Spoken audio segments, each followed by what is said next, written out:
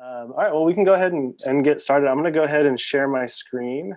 Um, look at this real quick. I think you guys probably ended off last week looking at this diagram. Can you guys see my screen okay? Yes. There should be a big arrow. So this is kind of, if you weren't here last week or you didn't get to watch the recording, encourage you to go back and check that out. But yeah, we talked about vision and power of, why are we seeking to have gospel conversations with other people? And in the midst of that, oftentimes there's a sense of fear, of awkwardness, whether that's fear of what other people are thinking. What are other people going to say if I start talking about Jesus? If I start talking, asking about, their spiritual journey, or maybe it's fear of what do I say? Do I have? I don't necessarily have all the answers. So there's maybe a fear of inadequacy on my part of, being a little bit intimidated or timid to step out in faith. And so we had talked. I think Jeff and Sam last week talked about. The role of the Holy Spirit in our lives and how he actually empowers us to live the Christian life. He empowers us for ministry. He gives us, he's the one who actually is at work changing other people's hearts, that we don't have that power, but he also has the power to give us words to speak and to give us a heart of love, to reach out to others and to share with them about Jesus. And so, that's a little bit what we talked about last week. And this week, Cameron and I, we're going to cover the first two more skills-based things, things that we can do to initiate gospel conversations. And so we're going to talk about asking questions here.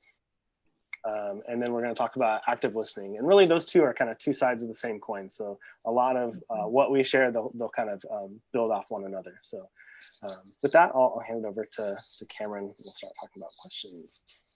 Yeah, so asking questions is one of the most foundational things, like beyond the vision and the power that we get from the Holy Spirit.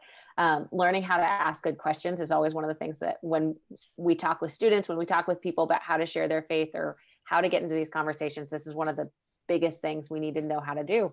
And it's something that is natural to us, or should be, if we're having any type of conversation, because conversation assumes that it goes back and forth. And so, we're going to take our cue from Jesus. And the reality in the Bible is that Jesus asks so many questions. He asked 339 questions, and he only directly answered 3. And that just shows how powerful Jesus's questions were.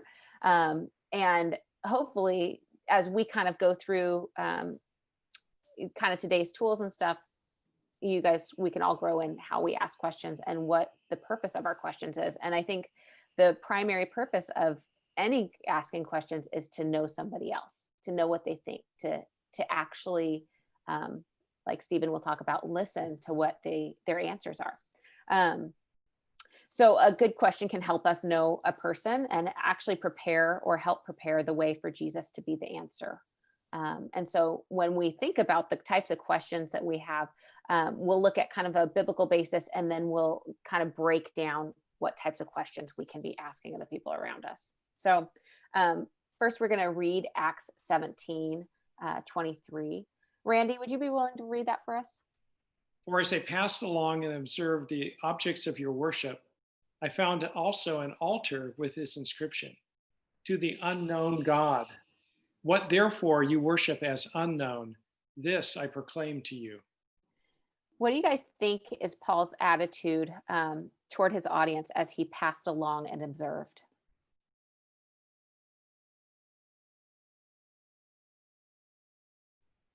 Maybe a posture of humility. Maybe trying to find commonalities that he can touch on in conversations. I think he was also looking at their humanity, that they were actually wanting to find someone beyond themselves, a transcendent, a God of some sort. Yeah, he wasn't going in trying to steamroll them with his own version and this is what they need to hear.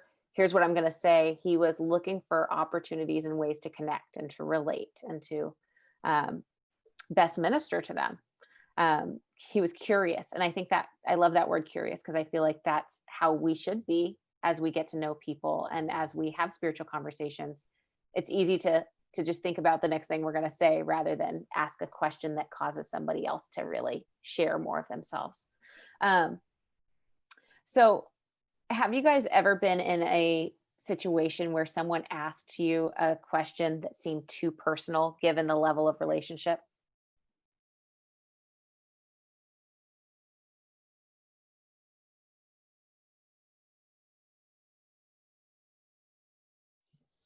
Yeah, I think it's interesting thinking about questions and how questions serve to build relationship and build that level of trust, but they also should stem from the level of trust and the relational depth. And so, like, if you think about it, relational depth is similar to altitude change. So, my parents actually both were scuba divers, or my mom was at least, and it was interesting to think about altitude change and how it needs to be intentional, but it also needs to be gradual. Otherwise, like, the results are disastrous. You can't go up, come up to the surface super quickly, and you can't go down super quickly when you scuba dive. You have to go gradually. Otherwise, the air pressure can really mess with you. And that's the same with questions. We kind of can go at levels to help build relationship and trust, as well as that will create natural flow for the questions we ask. So we're going to look at 3 types of questions. Stephen, I think, is going to share his screen for that. The first one is external. So this is like out there. What did you do this weekend? What was the weather like? I mean, like, literally, what is the what's happening? What did you touch? What did you see? What did you hear? Very external type questions, and usually pretty safe bet questions. These are the type of questions you might have with the person in the grocery store, or your neighbor that you have never talked to before. And then the second level would be internal. So those are the in there, the feelings, your thoughts, your attitudes about what you saw or heard. Stuff like, did you like this that happened? Do you still believe that? Say the first question was like, what was your spiritual background growing up? Do you still believe that? Would be the internal part to that. And then the third part is eternal. So up there. What's the most important thing in life? What gives you meaning and purpose? Those deep, eternal questions that point us towards really thinking about what's going on in our eternal spiritual worlds. So, for example, like, I've had some conversations with neighbors along the way over the last few years, and honestly, they've happened in little tidbits over time. Some, like right now with my next door neighbor, I know her spiritual background. I know that she grew up Protestant, and then she went to a Catholic church for a while, and then that kind of fizzled out. And honestly, the next questions that I want to ask are more the eternal, like, what made you stop doing that? And what gives you life apart from that? So those would be kind of eternal. Or I have new neighbors on the other side, and the questions I want to ask them are like, what did you do this weekend? Hopefully leading to the opportunity to share that, like, we go to church. Do you guys have a spiritual background? So if you notice, like, there's kind of a flow that happens with questions. And so we're going to actually take some time as a group to brainstorm what some different levels of questions we could be asking in these different sections with either neighbors or friends or coworkers in this time of COVID.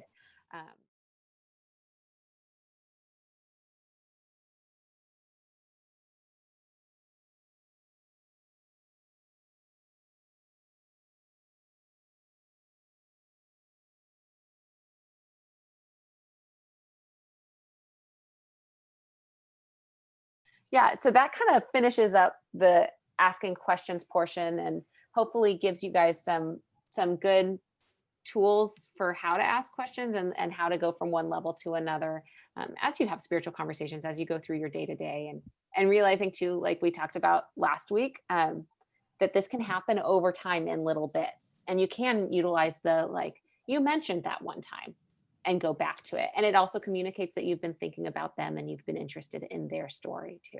So yeah, Stephen's going to share a little bit more. Awesome. Thanks, Cameron. So next we're going to talk about listening, because obviously if you ask a question, the best next step is to listen to their answer, right? And so honestly, I would actually say in many ways, this is seriously one of the most powerful tools that we have in our tool belt of just building relationships and like wanting to share Christ aside. I think even just being a friend or wanting to go deeper with someone is listening. And so one thing that I found interesting in a recent study by the research group Barna is they said 62% of non-Christians say that a quality they value in a person with whom they talk about spiritual matters is listens without judgment. Only 1/3 of the Christians they know possess that quality. And so we see that if we actually want to have those deeper spiritual kind of eternal level conversations with our friends, with our family, our neighbors, with our coworkers, one of the greatest things that we could possess is just that ability to be a listener, which is something really we can all do, but it's obviously also something we can all grow in, as they mentioned that only 1/3 of the Christians they knew they felt were actually good listeners. And so I think really the issue it comes down to, whether it's asking questions or listening, is really who is this about? When I'm having a conversation with someone, when I'm wanting to have a gospel conversation, is the conversation about me and the message that I want to share, where I want to take the conversation, or is it ultimately, is it about them, that I care about them, that I want to get to know them, I want to build a relationship, I also want them to know Jesus, but it's actually about them and not about me? Because I think sometimes when it's about me, I think that might determine the questions I ask, or it could even determine how well I even listen, because maybe I'm thinking about the next thing I want to say. And the reality is that's true for all of us. We've all been in that position of we're not talking, but we're not really listening. We're just thinking about what do we want to say next. But actually, Scripture also calls us to be good listeners. And so, looking at Proverbs 18:13, it just says, if one gives an answer before he hears, it is his folly and shame. And so the reality is sometimes, we want to make some assumptions about the people that we're talking with when we actually haven't spent the time to get to know them or to ask questions. And so we start answering things that they didn't ask, that they weren't wondering about, or even if we are answering the questions that they have, because they don't necessarily feel known by you, they don't know if they can trust you to speak into some of those things. And so it really is important to listen. And I really feel like Philippians 2, this is verses 3 and 4. It's really a description. It's a description of Christ, as Paul gets into the way that we are also to act. But Paul writes that we are to do nothing from selfish ambition or conceit, but in humility count others more significant than yourselves. Let each of you look not only to his own interests, but also to the interests of others. And so while this doesn't necessarily specifically say be a good listener, I think the reality is that if we are humble and we are actually counting other people as more significant than ourselves, then really in our conversations, they should probably be the ones doing a lot of the talking, right? Not us. Or if we are looking out for not just our own interests, but even theirs, then that involves getting to know what are their interests, what are the things that they value, what are the things that they care about. And so that, I think we can discover that through asking questions, through getting to know them. And again, in Luke 12:2, it says, "For the Holy Spirit will teach you in that very hour what you ought to say." And so I think the reality is sometimes we can be so quick to speak that we're not listening to what the other person's saying. We're not even necessarily listening to what is the Holy Spirit trying to say or do in this conversation. And so there's actually a great quote from a book on evangelism called God Space. And it says, "Great listening leads to the right questions. A great question that is irrelevant is still irrelevant." So we brainstormed a ton of questions just now, which is awesome. But the reality is, given the proper context, maybe, and the right person, maybe those would be great questions. But asking a single person about how life is with their kids, obviously that's an irrelevant question. But I think sometimes we do that where we make assumptions about the other person. We ask a question that maybe it is a great question, but not right now, or not, as Cameron mentioned, even maybe this isn't the context to ask that deep question as people are kind of milling around and just socializing at church. And so yeah, I wanted to kind of open it up to you guys for a minute. Have you guys ever experienced a time when someone genuinely listened to you? And if so, what was that like? What did that feel like?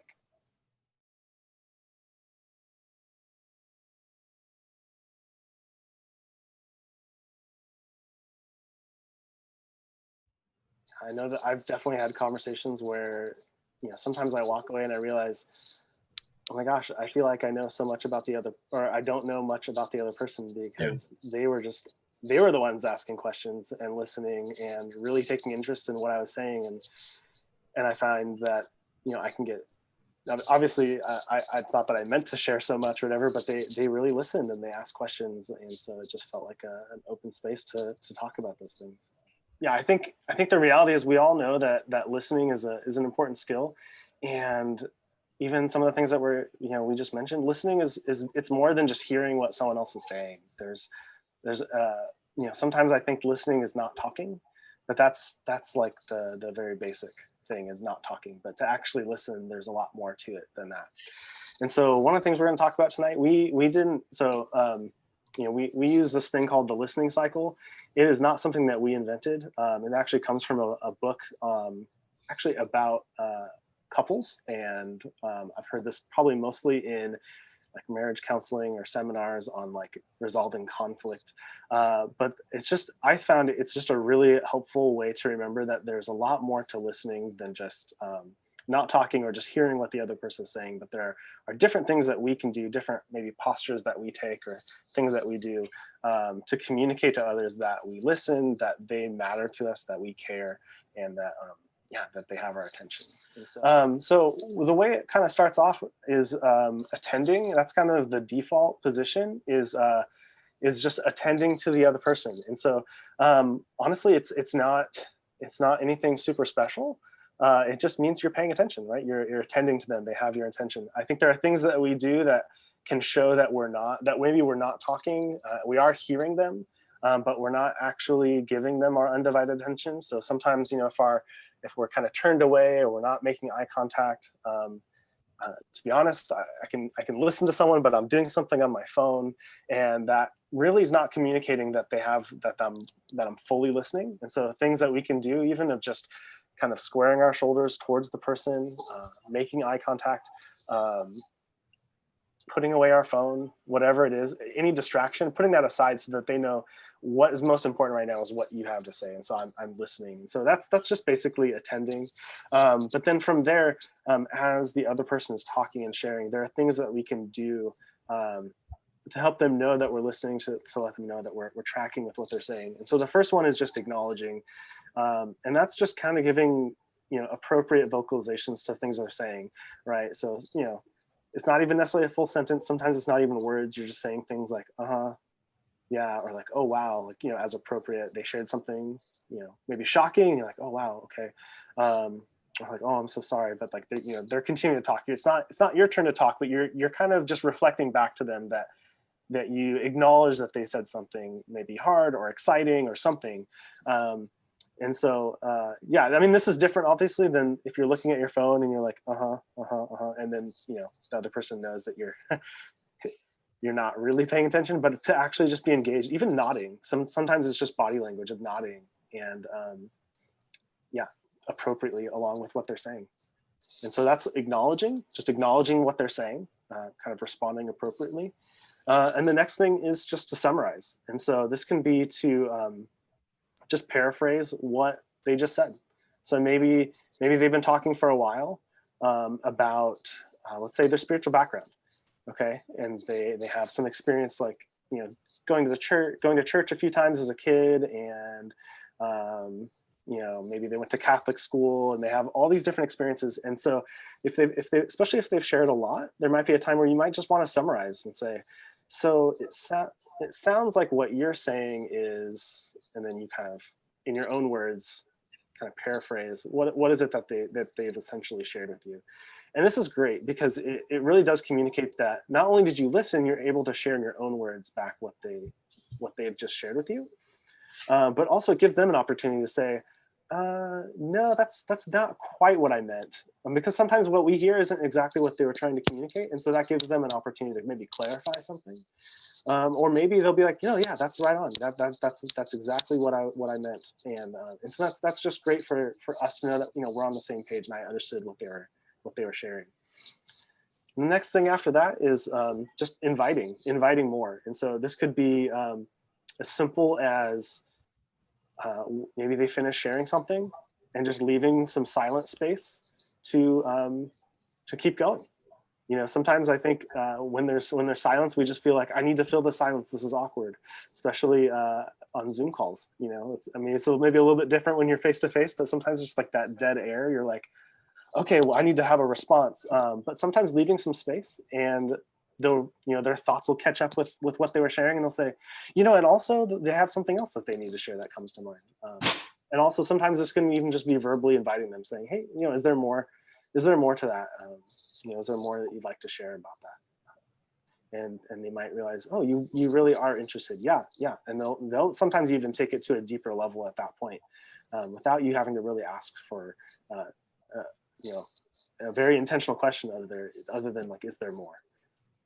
And then the last thing is just to ask an open-ended question. Maybe they finish sharing something. It seems like you guys are on the same page. Maybe you've summarized, and there's not necessarily more for them to share. And so this is a great time to then go back to what Cameron just talked about. And maybe it's time to ask the next question, to ask another open-ended question to follow up what they were just sharing about. Or maybe even you want to intentionally take it beyond like maybe something surfacey that they were talking about, and now you want to ask that follow-up question of like, oh, it's not exactly it. How do you like feel or experience, And so, taking it to that last step of asking, and then really with these arrows, it's like everything that you do, whether you're acknowledging or summarizing or inviting or asking, you go back to attending. And you don't have to do these in order, but really your default is to attend, to listen, have eye contact. You're giving them your attention, but there are other things that you can do to really communicate that you're listening and seeking to understand. Does that make sense? You got, yeah? Okay. So honestly, I've found that this is really helpful, especially when I've been just sharing my faith on campus sometimes, as we do campus ministry. And so I've found even just like the summarizing, sometimes as I ask about people's spiritual backgrounds, I can, sometimes the way that they share things or some of the things that they're sharing can kind of give me a clue into maybe their, say, church experience or experience of other Christians, whether that's been more of a positive or a negative thing. Being able to ask that question, but also even to summarize for them, well, it seems like your experience has been more, you experienced this, but and that kind of turned you off, but you actually do have these other people that you've talked with. And so I feel like that's given me some space to ask more questions about what they believe, especially when there's maybe a dissonance in two very different positive or negative experiences. And so being able to go deeper and for them to be like, yeah, and sometimes it's even for them, they're just externally processing some question that I asked, and they're realizing, yeah, I didn't realize that, yeah, that is my experience. And so to kind of together, we're able to, they're understanding themselves a little bit better, and I'm also able to understand kind of where they're coming from spiritually. And that's been really helpful, even just to have further conversation, knowing more about what they know about Jesus, what they maybe don't know about Jesus, and maybe even what they have misunderstood based on what they've heard other people say about Jesus that may or may not be correct. And so it's been really helpful to use this just to make sure that we're kind of on the same page, and to let them know that I'm seeking to get to know them, that I care about them.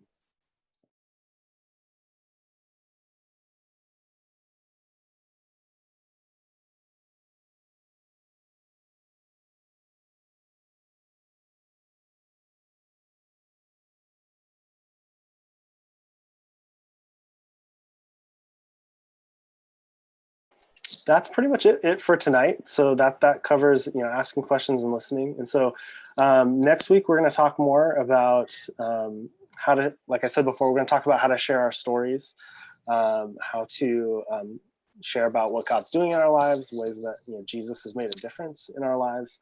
And we're also going to talk about prayer, specifically even what does it look like to pray with someone who's not yet a Christian, but maybe is open. Obviously you want to ask permission, but yeah, what does it look like to pray with them if they are truly curious and maybe even seeking the Lord? And so we'll talk more about that next week. But before that, I just wanted to put out there as maybe a step of faith that we could all take is thinking through whether it's someone that you thought of last week or someone that comes to mind tonight.